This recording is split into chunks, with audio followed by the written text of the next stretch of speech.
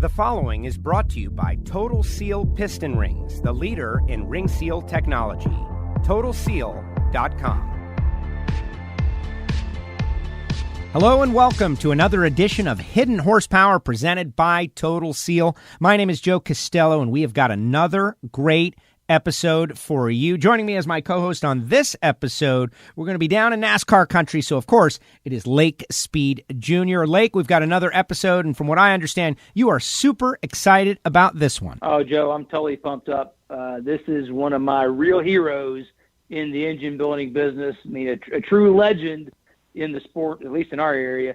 So from people that don't know his name, they're going to get it straightened out today, and they'll know the name Larry Wallace after today. Absolutely, and that's why we do the show. Sometimes we're going into the technical side of it big time. Sometimes we're just learning about the personalities and trying to gain something from the experience of others. So let's bring him on the show. Larry Wallace Engines. He has done a lot in the world of motorsports. Started out with Keith Dorton, who has been a guest on Hidden Horsepower. Now we have Mr. Larry Wallace. Larry, welcome to the show. How are you? I'm doing good. Thank you to be here. Oh, I'm super excited. So when you hear Lake talk about, like, you're one of his, ultimate legends, an icon of engine building, how does that make you feel to think that, this young kid who was running around shops in the 80s looks up to you like that? Well, it makes me feel pretty good. I think he's hurting for heroes, but I still appreciate that.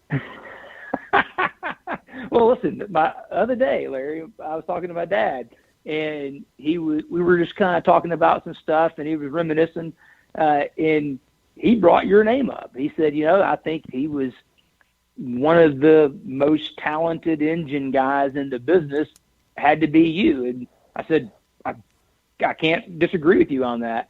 There's lots of stories we're going to cover today, and I think it is interesting to kind of delve back to your career, like you said, starting at automotive specialist, that you're, unlike a lot of the guys in NASCAR today, you're actually from the Carolinas. You grew up there, and you weren't somebody that moved in to the Carolinas to go NASCAR racing. You're a homegrown guy. So you talk a little bit about what it was like growing up in the Charlotte area in the early days of NASCAR, and how you got into working at Keith's place. I was a bit of a gearhead ever since I was a young kid, and started playing with go-karts and mini bikes and whatever, anything I could get a hold of to tear apart. And by the time I was 16, I had my hot rod, and Keith Dorton was the local legend, all us, hot rodders, and I was able to get a job with him part-time when I was in high school, and started grinding cylinder heads. Sort of stuck with cylinder heads for most of my career, and then eventually got a job working for Robert Yates, and then I worked with him for about 11 years. I left there and started a company called PowerTech Engines. I think I started for Keith when I was in high school. I think I was 75, and then went to work for Robert around 80, I think it was, worked through 90, 91 for him, and then I started PowerTech Engines and ended up doing some NASCAR deals, and that's pretty much all there is to it. I'd say, anybody that grew up in this area, I mean, you're really exposed to racing. I mean, you can't, if you give any kind of a gearhead, you're going to end up in racing growing up here. You can't dodge it. You left Roberts right around the same time my dad came in and drove there for a little bit there, and that was his first time in the Ford camp, was right around 90, 91. So that must have been where, obviously, he was been around NASCAR a long time, and with you and probably crossed paths in your garage area. But I think that was that, talking about that Robert Yates era and his early time at Ford, is where your name came up, and that's how we kind of got on that. So I was always kind of curious about where those paths crossed. So that's kind of good to know. Yeah, the Ford deal, up until I went with Robert, let's say even from the early years, 80 through 82 and 83, Bobby Allison, he won a championship. We were running Chevrolet.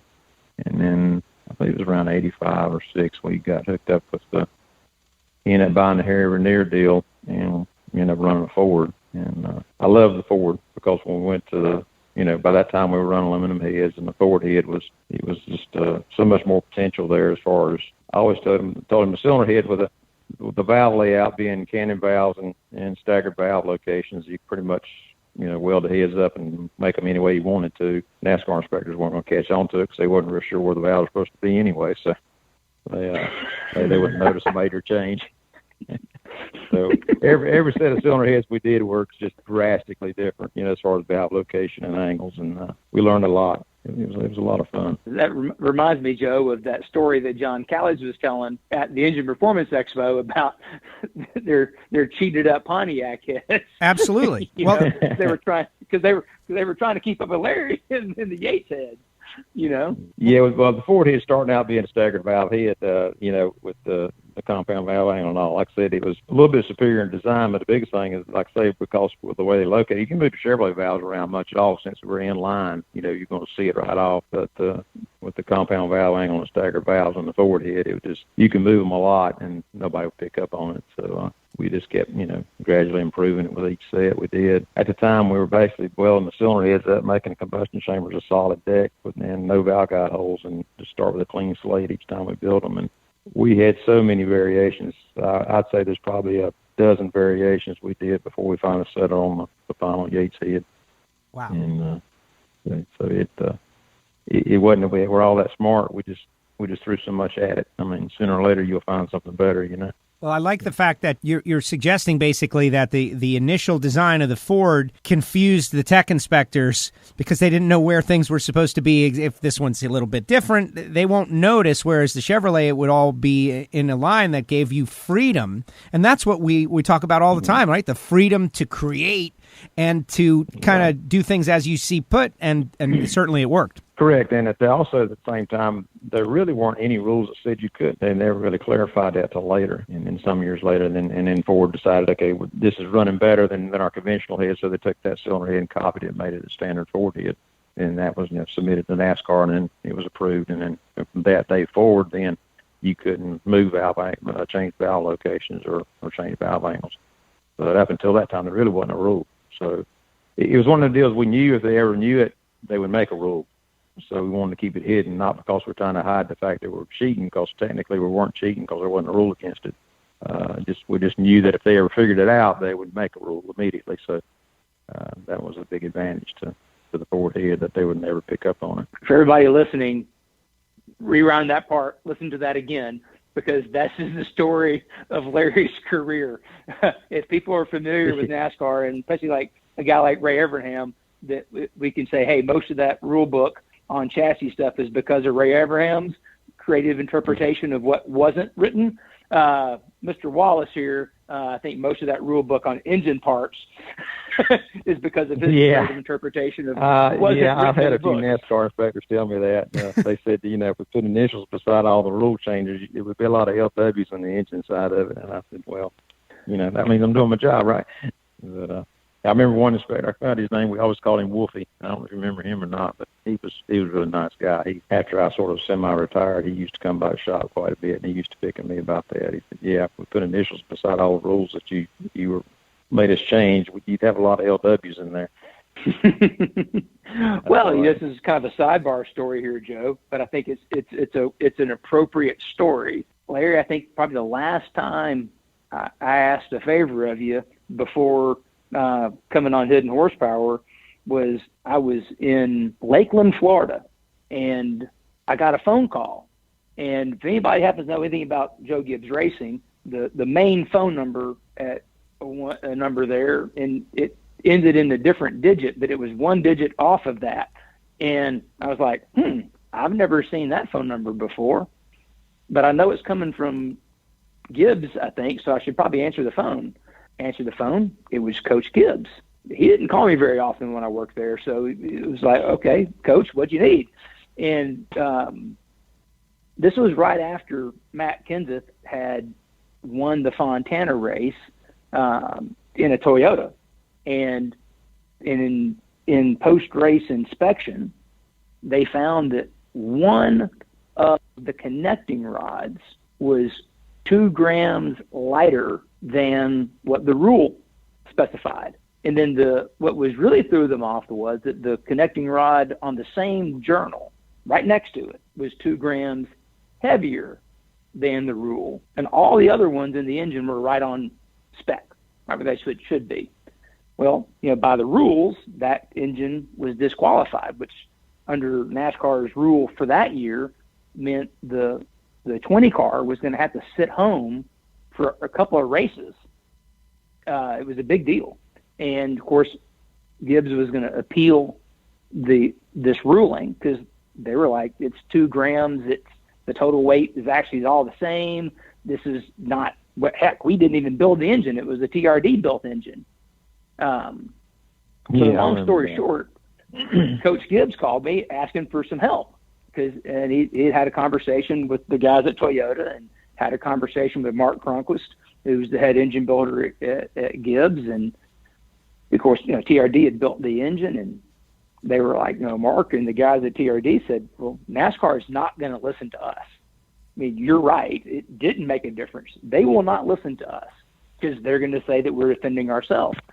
And so Coach had said, hey, listen, I know that through the oil program, you deal with several engine builders that are not tied to Toyota, not tied to NASCAR. Maybe one of them would be interested in kind of vouching for us that this was, 1, not intentional, and 2, it wasn't an advantage.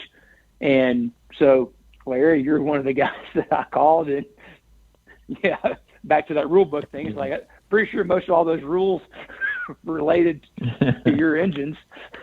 So if anybody could enlighten them. So I was never involved after making the contact between you and Coach Gibbs.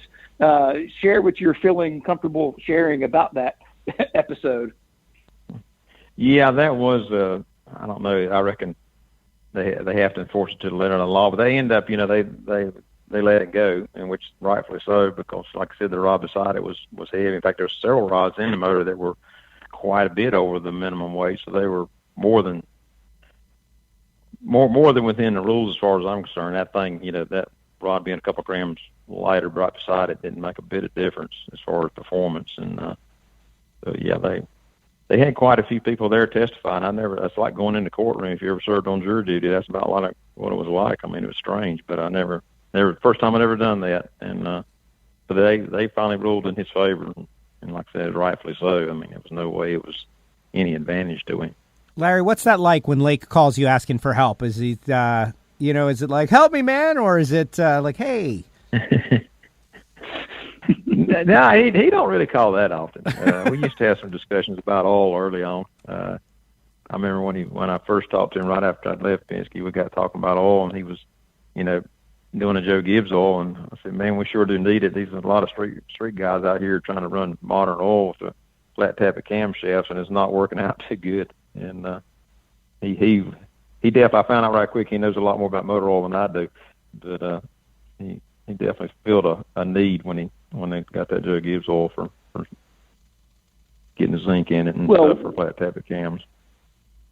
I remember walking in your shop over there on Stowe Road, and we were having that conversation, and you shared a story about your experience when you were doing engines at Penske with the flat-tappet deal and your sponsor, and something about a Spintron block that got destroyed doing an oil test. Do you mind sharing that story? Oh, they were determined that they wanted to advertise that we're racing on Sunday with the same oil that you can buy for your street car, and I kept arguing with them because I'd been down that path quite a few years before that. Way back when the manufacturers went to roller cams and had to take the zinc out of the oil for the catalytic converters. That's one of the main reasons I think most of them went to roller cams. And I was trying to explain to them, it's not going to work. But the guy that was really pushing it he wasn't an engineer. He was a marketing guy. And even the guy, Bob Patchy, it was the engineer at Mobil, was like, this won't work. I said, yeah, I know. What do you want me to do? He said, he wants you to test it. And I said, well, I'll test it, but it's not going to work. So they sent the oil down, and we went in, stacked springs up on an engine on the Spintron, all 16 springs on, and we ran it, and it didn't run. We wiped all 16 lobes out. And I sent him the cam and the lifters back and his oil, and I said, here you go. And I think he got the message then. They didn't push that anymore. All right, forgive me for my ignorance, but just as a Hidden Horsepower listener, and I am so lucky to be able to listen in the first record session, zinc, flat-tappet, roller cam, why not? So, I think Lake can probably answer that better than I can, but I just know what's needed. Yeah. So essentially, zinc, what he's talking about, is a chemical compound called zinc dialkyl-dithiophosphate. That's the fancy technical name. Is an anti-wear additive that is in motor oil, and it's been in motor oil since it was invented in the late 40s, early 50s.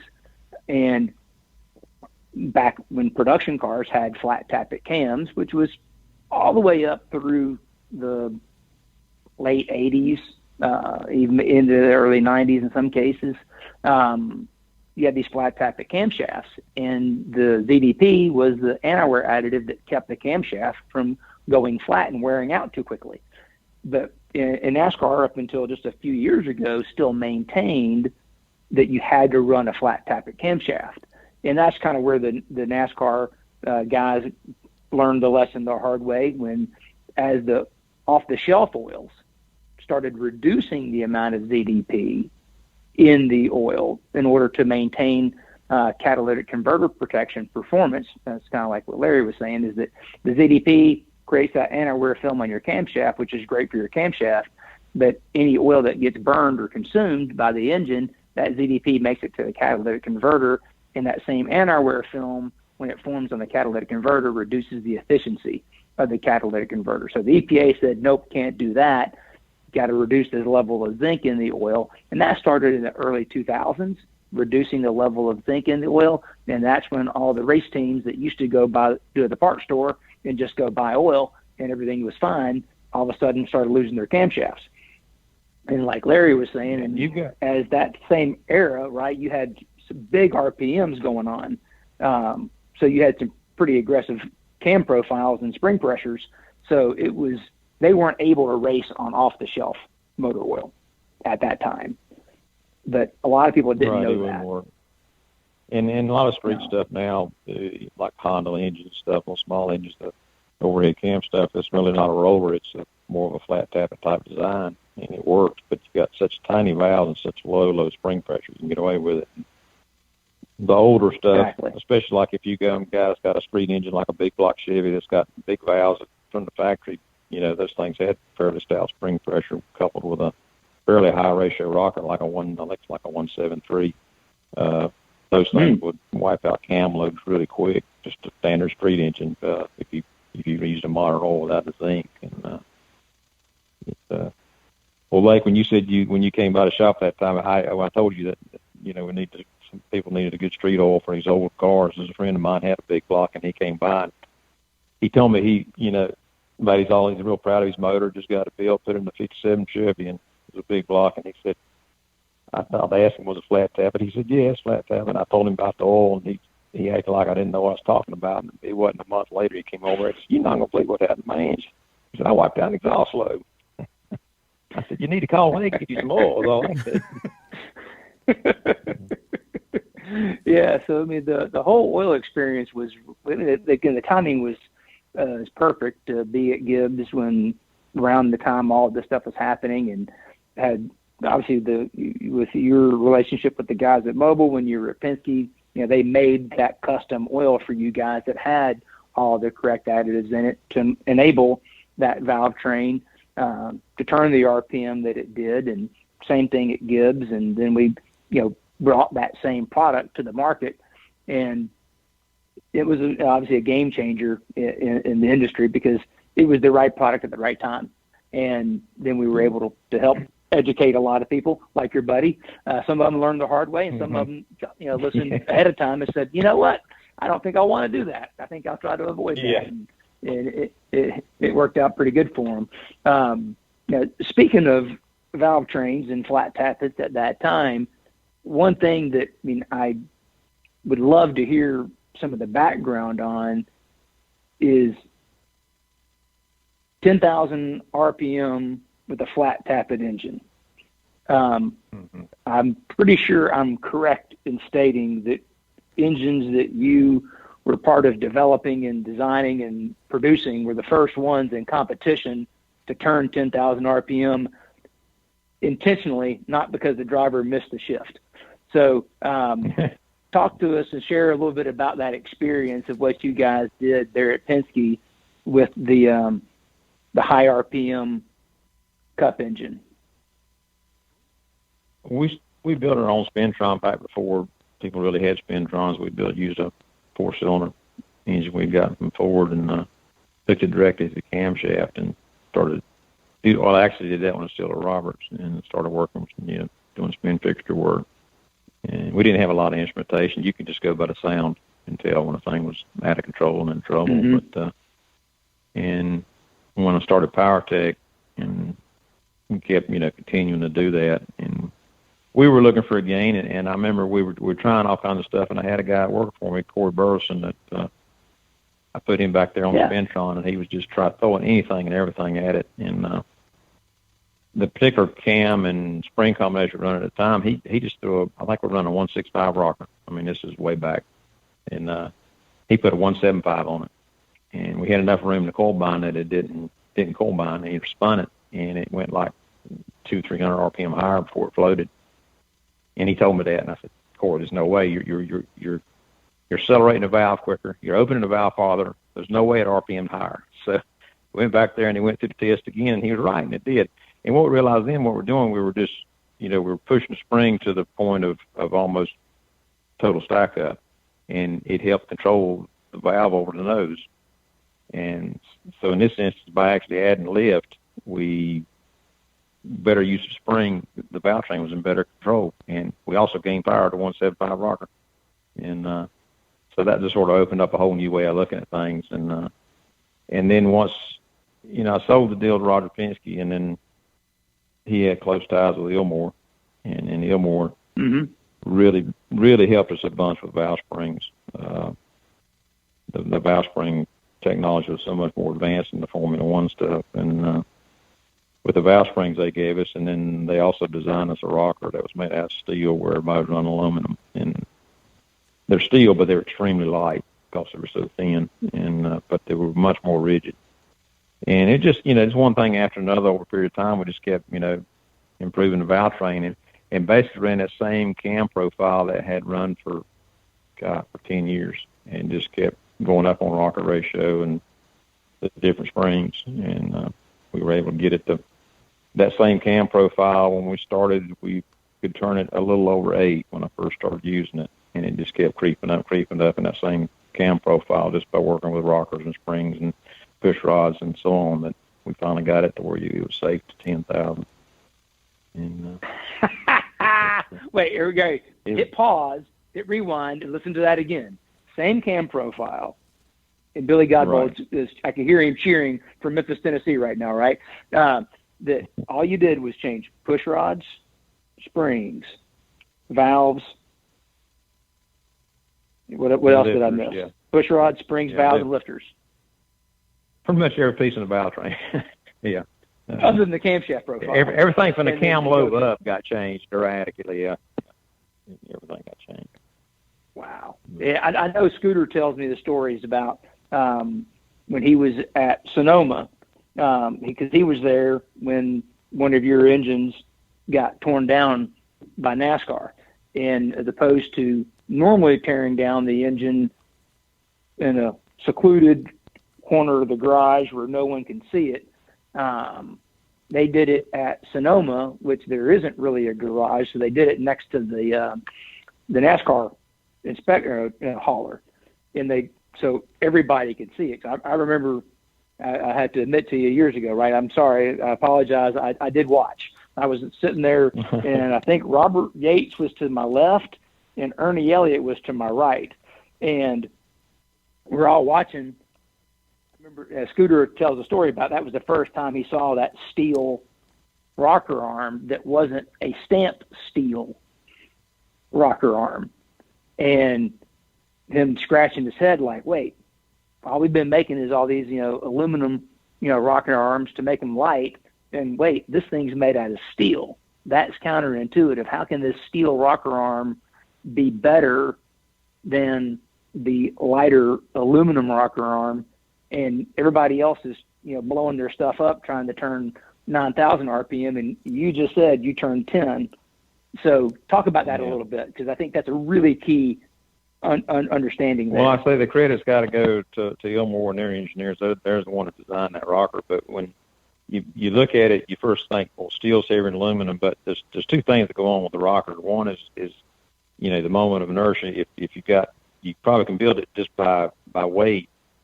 If you're just looking at strictly weight, aluminum rocker is still going to be better, but it's not better when you go to use it, because rigidity is really important too. If that rocker bends at all, it acts sort of like a push rod bending. A push rod bends and it acts like a pole vaulting, and throws a lot more lift into it, a lot more action other than what you're getting off of the cam load. And that wreaks havoc with the valve train. Well, the rocker's the same way. If you get a bend in motion in the rocker, you get that extra lift thrown into it at a bad time, and you lose control of it. So it's while the moment of inertia may be a little bit higher with a steel, you more than offset it because it's rigid, and it just works. I mean, it's made out of the ones we were doing, I think, is made out of like a bearing race material. It's really hard, and it worked. And they really, they did a good job of really cutting the weight down. It was amazingly light, even though it was steel. And another big thing they did away with the adjuster. There's no adjuster in that rocker. It's adjusted by rotating shims. That was in the lashless one. Cool. Yeah. Okay. I didn't even recognize that one didn't even have an adjuster in it. It was already going to the lash cap design already then. Huh. Yeah. Well, actually, we weren't doing it with lash caps. We just had little shims where it bolts down. The two bolts that bolt it down. We just put little shims under the stand where it bolts down. Larry, I'd like to get in here. It was a pain in the butt to adjust rockers. I mean, you talk about, you take several hours to adjust rocker arms. Oh, yeah, exactly, yeah. Yeah, no quarter turn and call it good, right? No, forget about that. No. Got to be perfect. Larry, I'd like to go back to when you were working with Keith Dorton. He was one of our early guests on Hidden Horsepower, and I think Lake and I were both surprised at how many people listened to that podcast early on, and people loved that one, and it continues to be one of our most popular editions. And so I'm thinking about young Larry working over there. I'm thinking about what you became, all the LWs next to rules in the rule book, and I want to know if that's something that was learned, like to look at a situation and then try to read between the lines of the rule, of what's allowed, what's not allowed, what I can do. That creative thinking that you have, was that something that was learned, or was that something that you always had and was allowed to blossom? And the reason I'm asking is because I think that that's a style of thinking that is necessary but not often seen, and maybe it can be developed. So take me back to young Larry working with Keith and trying to solve problems that arose. Well, first off, I got to say, Keith missed his call, and I think he should have been a teacher. He's trained half the engine builders out there, I think. I say he's trained them. A lot of them worked for him one time or another. And so he too bad he didn't get paid to be a teacher. We probably all owe him a little something, but because he's trained a lot of us. But I'd say the biggest thing for me, in doing this, I've had the pleasure of meeting a lot of very smart people. A lot of engineers, a lot of people that I considered way smarter than myself. I think the thing that what little I did it because I just had a passion for it, and I think I didn't quit thinking about it. That even when you went home or you went on a vacation, you were sitting there thinking about it. It's just I don't know, you just couldn't let go of it. That's the way I was. I think a lot of people's got a passion for it. That's the way they are. But like I said, I met a lot of smart people. I think I met people I consider to be far more smarter than I am. You just keep digging, and over time you just learn by just constantly doing it, and working around people like Keith, early on, you learn a lot from working with somebody like that. Excellent. Thank you for that. And back to something that comes up all the time on the show, right? Surround yourself with people smarter than you are, and it'll work out well for you. Yeah, I always, and that's another thing I was blessed with it when I started that company, PowerTech. It's just like the Lord just sent them to me. I mean, every employee I hired there for a long time, it's just like they were perfect for what we needed at the time. And I always said I want to hire somebody smarter than me. I don't want to hire anybody dumber than me. And I was able to get a lot of good people working for me. Well, it's cool that you're talking about Corey, a guy known Exelon and all the stuff they've done. The guy who's been there, done that on the valve train side. just for the listeners to give them some perspective, you were talking about, deflection. You mentioned in the rocker arm story there, you also mentioned push rod deflection. So talk a little bit about or share what used to be the idea on push rods and what kind of thicknesses of a push rod you'd have, and then talk about what you ended up to be able to turn 10,000 RPM, how that push rod was different than what you used to use in the early days.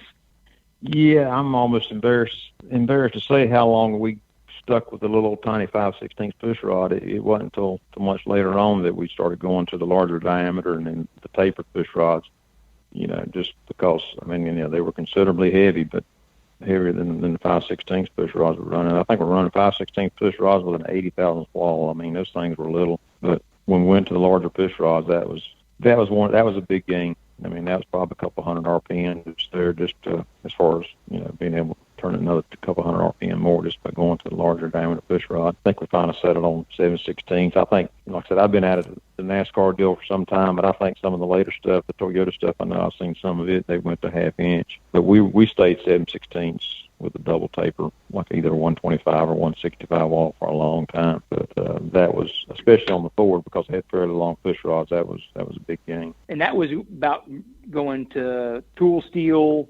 DLC. We started with using the old chilled iron lifter way back, and we were actually lightening them up. God, those things are hard to machine, but we would go in and machine the body and thin them down and thin them up quite a bit. Of course, you couldn't go as thin and light as you could with tool steel. That was the next big step when we went to tool steel. And again, that was Ilmore's design. They chose the material. Well, they chose exactly the same material. I think they made the rockers out of, but you had to have a DLC coating for it to work.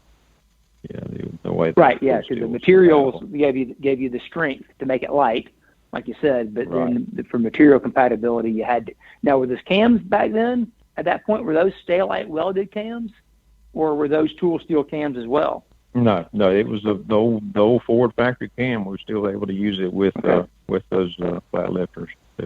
We actually took, instead of running a crown lifter, we ran a flat lifter for a long time. We went to the tool steel with a DLC coating. We made it flat, and then the lobe was flat. We grind a little recess on the heel of the lobe towards grind or taper off half of the lobe on the heel of the lobe. That would make the lifter spin a little bit. But then going up the ramp and over the nose of the lobe, it was actually flat, and the lifter was flat.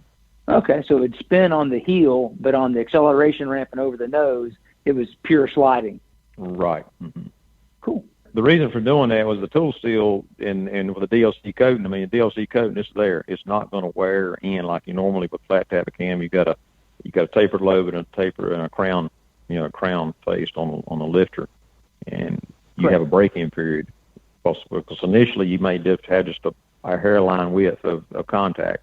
And then as it wears in, then that contact patch gets wider until you get a fairly full contact all the way across the nose. There's no wear in or break in with a DLC coated lifter. It is what it is when it's not going to wear at all. So you got to have your contact patch pretty much set up from day one. As soon as it's put together, because it's not going to wear in for you at all. And for those who are listening, DLC is diamond-like carbon, which is extremely hard, extremely thin, and very low friction. So you apply that coating to the tool steel lifter, like you're explaining with the geometry, you've got the contact you already need, and then in that sliding regime, because it is essentially a dry film lubricant itself, you didn't have those concerns or worries about it scuffing or something like that because of the physical properties of that coating itself. Plus, you had the good oil in there too, so you covered it from both sides, which is nice. So yeah. I know years ago we used to run when we were lightening up this is sort of a funny story for me anyway. We used to run those chilled iron lifters and lighten them up, and we tried every kind of carbide you can imagine when we were machining those things. The idea of trying to lighten them up, and you could get maybe 2 lifters and have to replace the cutter or regrind it or whatever, and it was wearing us out. But at the same time, we found out the Wood Brothers were doing the same thing, and Leonard Wood, we were sort of swapping information back on stuff, helping each other a little bit. And he said, I got a tool for cutting those lifters, and I'm going to bring it up there and show it to you. And so he brought it up there, and he comes carrying in this little cardboard box, and like I'm expecting to see something just like something amazing in this box, because he says he can machine like a whole set of lifters and not a sharpener cutter. And I've had every tool salesman in the world out there, trying to help me find the right carbide to cut these lifters, and nothing's working. Mm-hmm. He opens this box up, and I almost busted out laughing. It was a masonry bit. He ground 4 flats on it and profiled the carbide. A masonry bit is got a carbide in it. And he had profiled that carbide the shape he wanted, and we set the thing up in the lathe. And I said, Leonard, you can't tell me this. He said, I'm telling you, the carbide on the masonry bit is just the right grade of carbide. He said, it works better than anything I've found. I set that thing and started cutting lifters, and I cut a whole set of lifters and never touched it. And I said, I've had every machine tool salesman in the country trying to find me the right carbide. And here he comes walking in with a masonry bit. The Wood brothers, those guys are just, they're amazing. They're smart. They've got stuff figured out.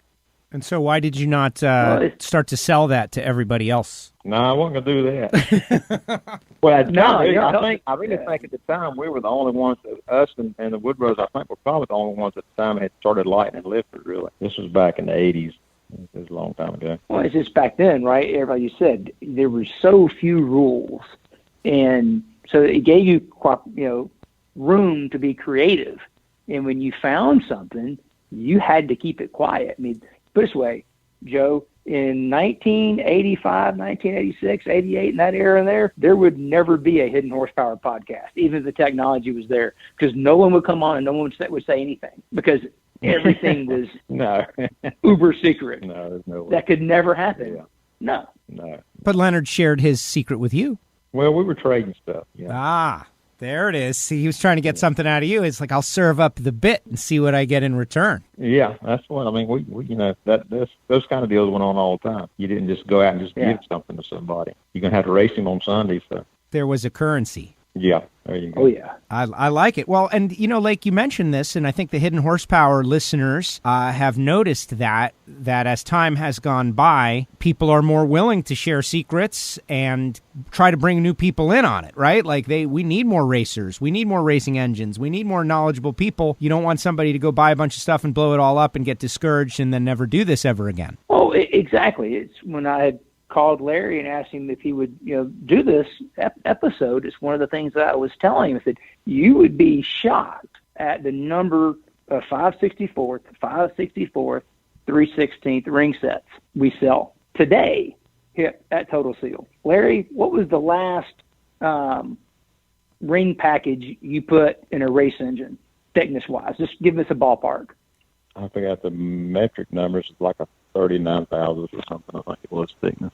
That's a 1 millimeter. Yeah. So, and that's one of the dirt late model motors you were doing back then? No, for some reason I was thinking it was less than 1 millimeter. Maybe it was 1 millimeter. Yeah, 039. Yeah, 039 4 would be 1 millimeter. So, yeah, so it's a 1 millimeter. Heck, Joe and everybody who's listening to this at any kind of length knows that the test engine we've got out there at Ronnie Shaver's place has got 0.7 millimeter rings in it.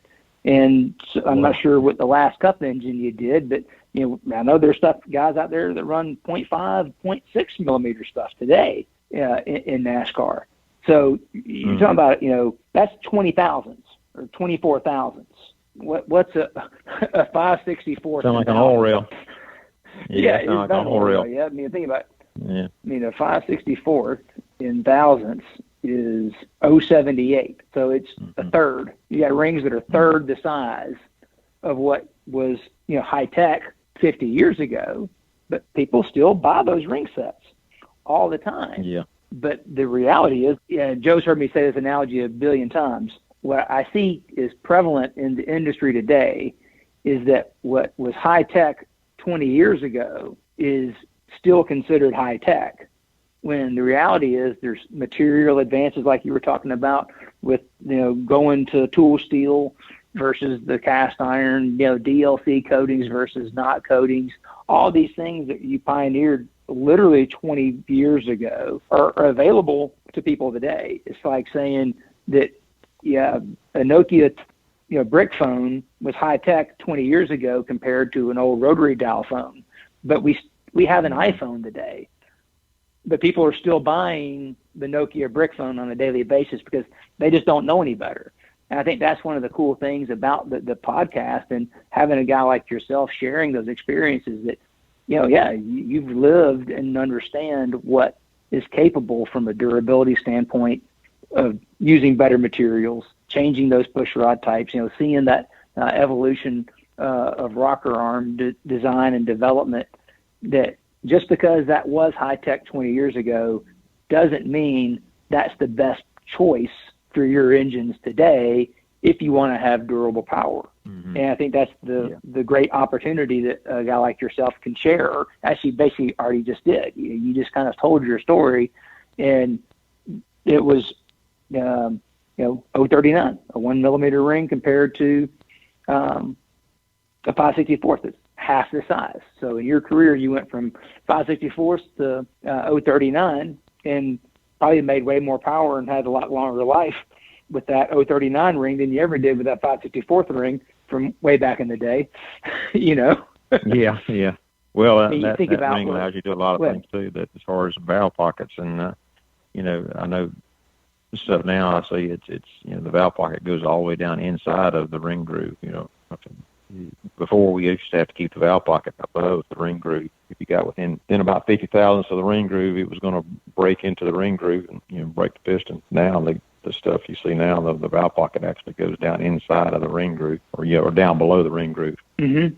So it's that small ring enables you to do a lot of other things in the engine other than just, not just the fact that the ring may seal better and have less drag, but it enables you to do other things too, as far as, the size of the combustion chamber. The ring actually being that thin and the radial thickness being that low, it actually enables you to make a smaller combustion chamber because you can have the valve closer to the deck and, it goes down inside of the ring. That was the one thing that when I first showed the gas-ported piston ring to Glenn Clements, at Clements Automotive, which I'm sure you know Glenn, that was his first impression was, I don't know if this is going to be any better than having gas ports in my piston or not, but I sure like the idea of what it lets me do with my piston design in terms of having more real estate to work with. And so back to, sometimes it's what's not there that can, can be that moment of creativity and spark. So, and Joe, it really kind of goes back to what you were saying before, is that this whole podcast idea of being able to share these thoughts and ideas was something that wasn't available in the past, that is now. But like you said, this is something that can speak to that next generation engine builder. We've seen that a lot of the listeners are younger people working in shops that are trying to accomplish the things that you've accomplished. And you spoke a little bit about your time at Dorton's, being it's that passion that drove you, that you were always, thinking about how to solve the problem, what's that next angle. So what advice, I know I'm stealing your thunder here, Joe, what advice would you give to that listener that is the younger guy that's either, in a VOTEC school right now, or, just working in the shop, making his way as an engine builder, or aspiring to be a head engine builder? What advice would you give to that listener, that next generation guy? Well, knowledge is everything. I can't tell you how much money I've lost and blown by just a small piece of knowledge that I didn't have at the time. So knowledge is everything. You got to be like a sponge. You got to meet as many people as you can, and preferably you meet people that whatever sport you get, whatever type of racing you're getting into, try to meet up with the people that are competitive at the time, and just try to get as much knowledge from them as you can. That's probably the one thing. I'd say that's the most important. I've always been one to try to wing it and go out on my own and just figure it out on my own, and that's got me in trouble a few times. It cost me a lot of money. Interesting. Well, okay, so obviously we're coming down the home stretch on this episode. You guys have inspired me. Like, I always love when Lake brings on like his, I'll use the word heroes out there, as we said at the beginning, because it's inspirational. And you guys, I'm going to go tear apart something now. I'm going to go like pull an engine out of my bracket car and go to work finally. But I do have a couple of final questions. You didn't steal my thunder, Lake. I got you covered. Don't worry. I do want to ask you, Larry. I got two things. The first one is a very serious question in that, okay, Larry, you got literally thousands of stories and situations that you've been in. And Lake mentioned John Callie's and the Fiero and that project, and he was very proud of it. And I wonder, when you look back at all the different things that you've done, rules that have been created because of you, different things you've done in cylinder heads, moving valves, all of that. When you look back, there's got to be something that you are so very proud of that it goes right to the top or near the top of the list, like something that I did that they didn't see or they didn't find out. It caused a great result. You won a race. Something that you are most proud of or nearly most proud of in your storied career, ranging all the way back, all that you've done. I want to know what that is, the thing that you hold most near and dear to your heart through this career that you've had as an accomplishment, not necessarily like a win, but something that you did that helped you achieve a win. It's hard to narrow it down to just one, but I would say probably doing the Yates head, all those years of sorting that cylinder head out. That was a lot of fun, a lot of work, but it was a lot of fun. And we're finally getting that thing done, and they ran it for a long time, and I really got a lot of enjoyment out of that. And then when I started my own company, PowerTech Engines, like I said, I was blessed with a lot of good guys, and it just seeing that company sort of come together and all those guys working together like they did, and we went. I remember the first Cup win we got was with Jeremy Mayfield, Pocono. Yeah. And, that was right about the time that we were selling plates. I was selling it to Rod Deflection, but that was still all our engine we done with, those guys there at PowerTech. It wasn't anybody's help from anywhere else. We did it all on our own, and that really made us proud, all of us. And that was my next question. It's amazing that the two are linked, frankly, because I'm a Dale Earnhardt fan. And in 2000, I'm watching the Pocono 500 feeling really great about my driver and what's about to happen until. So why don't you give us your side of that story? Let's see. There's two different Poconos. The first Pocono, I think he finished in front of Jeff Gordon, and that was the first one for us. The second one, I think you're talking about Dale Earnhardt, was I think he did a bump and scooted on by him. Yes. And yeah, that was I reckon Dale dished it out a few times. He just did the same thing to him. A little bump, and Dale slid up, and under him he went. But when it's your engine in the car, Earnhardt had that coming to him. Sure, but when it's your engine in the car, had that coming to him. When your engine's in the car, that's got to be an amazing feeling. Like I'm just a fan, and that's one of your babies in there making it happen. Yeah, I can't imagine what that's like. Oh, it was pretty emotional for me. I mean, like I said, we struggled and worked so long and so hard and unbelievable long hours, and to finally get a win, especially that first one there with Jeremy, that was pretty awesome. Amazing. Now, Larry, am I right? Hang on here, Joe. Am I right in saying that the second Pocono win with Jeremy, with the Earnhardt situation, that is the engine that got torn down at Sonoma, right? I don't know if it's the exact same engine. Wasn't that race on a Monday? I mean, basically, it's been 20 years, right? I thought the reason. Yeah, I'm trying to remember. Right, we did get an engine tore down at Sonoma, though. Yeah, that happened. Yeah, we got one. I was pretty sure that was the weekend after Pocono, because Pocono ran on Monday, and you guys had won like every pole that entire season. 2000. Y'all started the season. I don't think there was a race that wasn't maybe a plate race that you guys didn't sit on the pole. Y'all were killing everybody on qualifying all the time. And then Jeremy won that race. I'm not sure if that was the first race win you guys had that year or not, but because it was on Monday, because the Sunday race got rained out. They ran on Monday, and that was the reason they said that they couldn't do the engine tear down at Pocono, was because of the time thing to get to the West Coast. So that's when they did it in Sonoma. That's my recollection of that. I do remember something about a rain delay, and they were going to do it at Pocono. Because I remember I was so upset with, like, of all places to tear somebody down because they sat on the pole at Sonoma. I mean, that's not an engine. That engine's not what got him the pole at Sonoma. I mean, there's no way. But and that was my argument. I remember something about they were going to do it the race before, but they didn't because of rain. Yeah. Your memory's better than mine. For now. It's a lot better. Yeah. Oh, yeah, for now. Well, it's one of the stories. I mean, it's one of those moments in me growing up, and I guess my career, if you want to call it that it just stands out. It just, like a sore thumb. It's one of those mile marker moments of standing there watching them take that engine apart. And they literally, Joe, they took this engine, they stripped it down. They even took the studs out of the block. And every single part of that engine went on a scale, and if there was a hole, they put a dial bore gauge in it. If it was a part that came out, they put a set of calipers on it, and they measured everything, and they did it in front of God and everybody in the garage area, and it was the most incredible, weird feeling. It's like, I should not be watching this. But you said you couldn't take your eye away from it because you're like, you know that this is what's been outrunning everybody every week. That was a low point for us. I mean, that was hard. That was really hard. Like I told them. I can't imagine. Yeah, I told them I was here. I wasn't there. I was here, and I ended up on the phone with Max Elton, and it wasn't a pleasant conversation. But my argument was, okay, nothing wrong with doing a teardown. You've done it for years, but we always went to a closed room, the engine builder, or someone from the team to tear the engine down, and then a NASCAR inspector or inspectors. But that was it. Everybody else was forbidden to go in there, and here we were done it in front of everybody right there in the garage area. And I accused them of sending out invitations because, everybody showed up, and a lot of them showed up with their digital cameras to take pictures. So it's like they knew it was coming.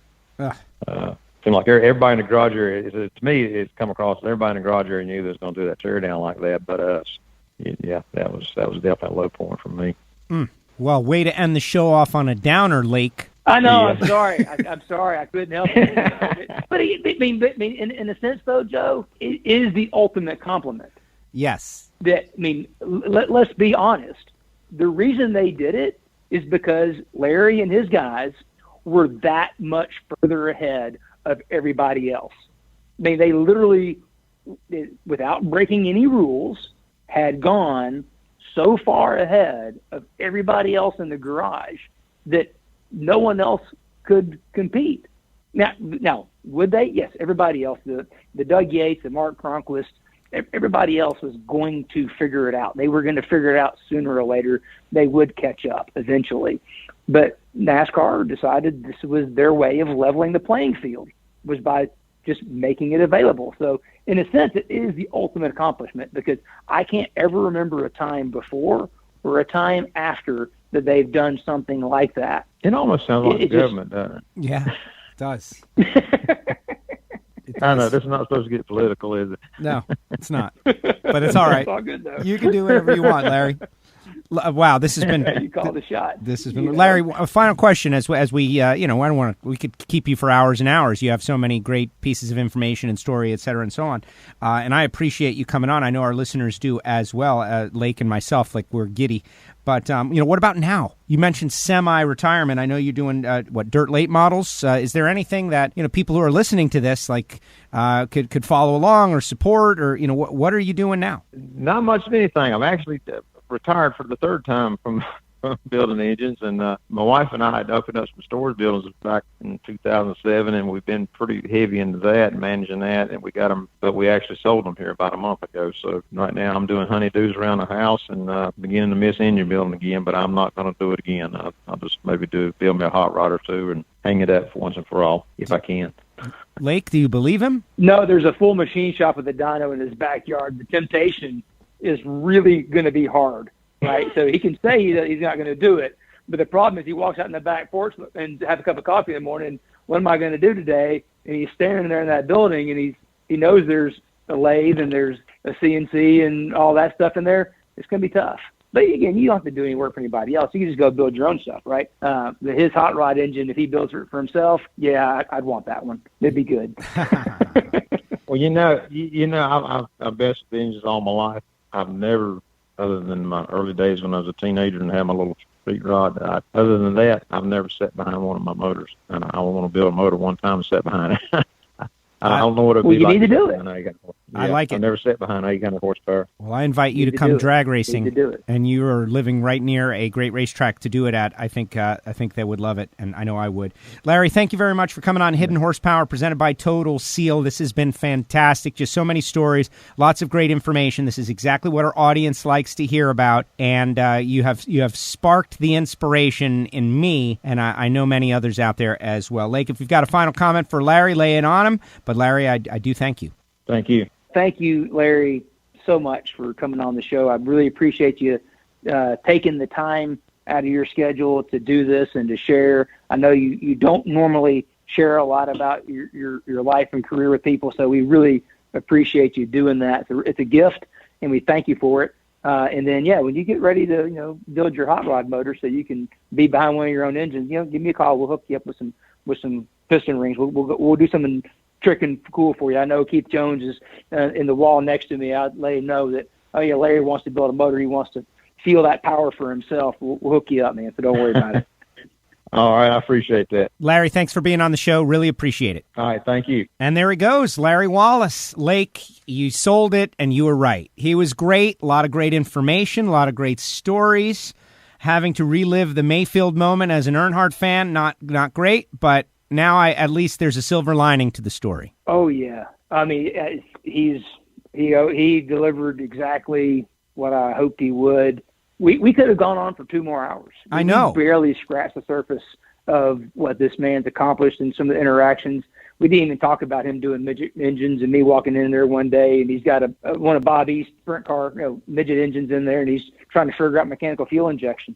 And so, Larry is a great guy. I can't thank him enough for taking the time, and hopefully everybody enjoyed listening. And I'm sorry if I sit there and dominated the conversation too much, and him just going back and forth, geeking out on memories and things. But this is a true legend in NASCAR engine building. Again, my opinion, highest compliment ever. They raised the bar to that point that they rewrote the whole rule book because of that man. That's hidden horsepower right there, buddy. Well, I'm telling you, right? That's the essence of the whole podcast right there. Well, exactly. And don't apologize for anything. For me, you must remember the reason I do all of this is because I'm a little kid inside who is excited about engines and cars. And I saw that whole arc of his career. I was alive. He talked about 75 and those early cylinder heads, and it just everything he's saying is sparking some sort of memory or thought, or I had heard about that, or, who won a race because of it, those different things. So, no, this was great. But something that you mentioned at the very end that I experienced at the very beginning is there's not a lot about Larry out there. He's not the kind of guy who's giving a lot of different interviews, or if you do some searches on him, there's multiple Larry Wallaces involved in racing. So I think this was a service. I believe it's important to document some of these stories, and we just did. Oh, yeah, it's like I said, most people get confused. They call him up thinking he's going to grind a cam for him, thinking he's the Larry Wallace that worked at Holman Moody that was the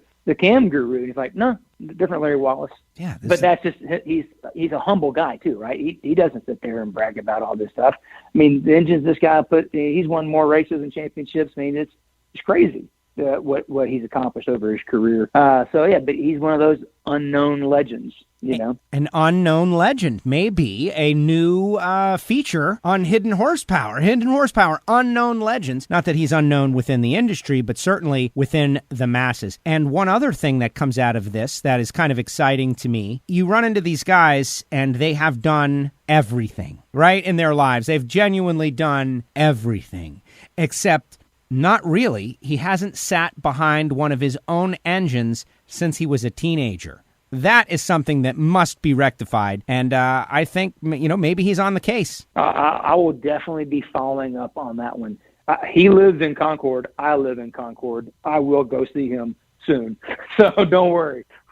We'll make sure we follow up on that one. Exactly, and the home of the great drag strip that I mentioned is right there as well. So it's all lining up. He wants to go out on an oval or cruise around, but I just think it would be really cool out on a track. But there you go. Lake, excellent work. This was so much fun, but really, in the end, we're just trying to kind of share knowledge with people who are building engines, maybe for a living or as a hobby. Someone might be building a bracket engine or a stock eliminator racer or a dirt track racer, and they're thinking to themselves, man, I need piston rings, and they found our podcast. Let's say they want to take the next step and get on the horn with you guys and talk a little bit about their package and what they need and what is possible, and maybe they don't want that. What were you saying, 5/16? Everybody's getting the brick phone still?